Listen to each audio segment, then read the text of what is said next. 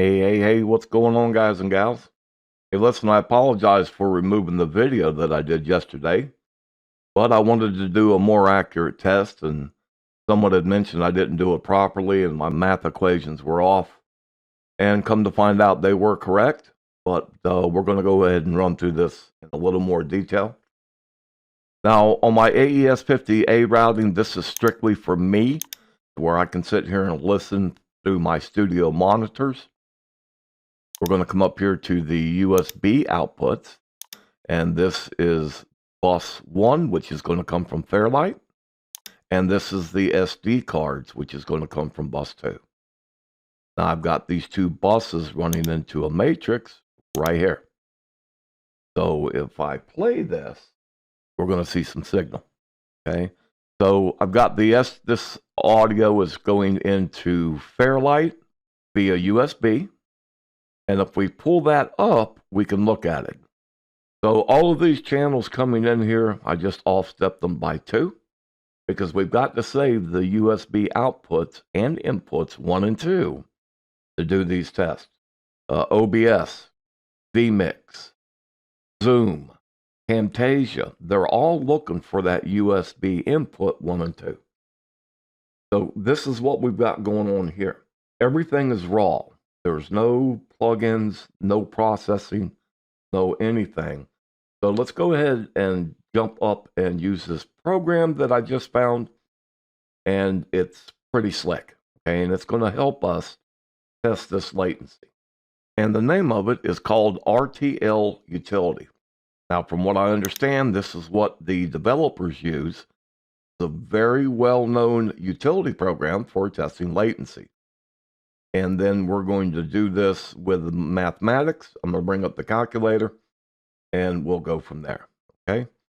So here I've got the inputs 1 and 2 and the outputs 1 and 2. Inputs down here, outputs there.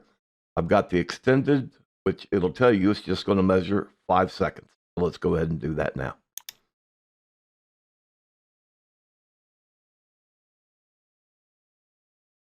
So that's it.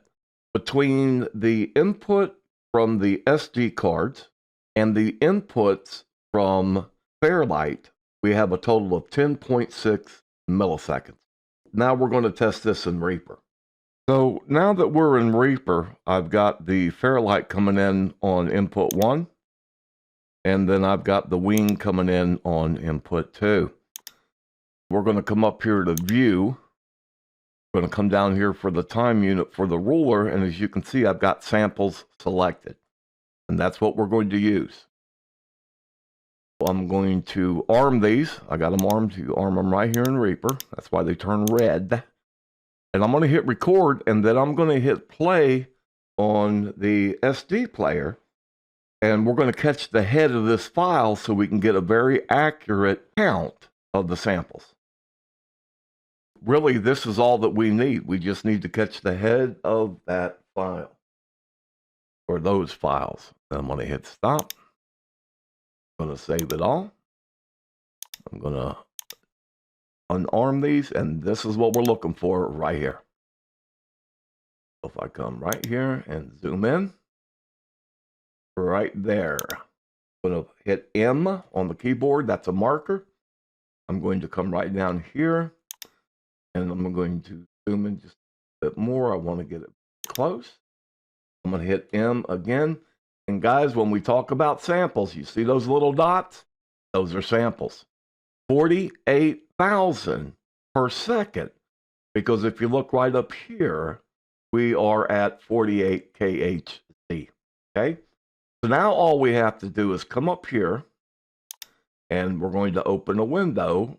And look, it says 620 samples. That's the length. So let's bring up the calculator. So if we go 620 samples divided by 48,000 multiplied by 1,000, going to give us the milliseconds, and hit enter, and we got 12.9. So we're within 2 milliseconds between Reaper and this program that's used by professional programmers, designers, sound engineers, when they build these stage boxes and mixers and things of this nature. So I'm very confident in this reading. And what we're going to do next is I'm going to load some plugins in Fairlight, and then I'm going to go to the Wing and I'm going to add some processing on that mix bus. And that way we can compare apples with apples and oranges to oranges. Take care. God bless. We are out of here.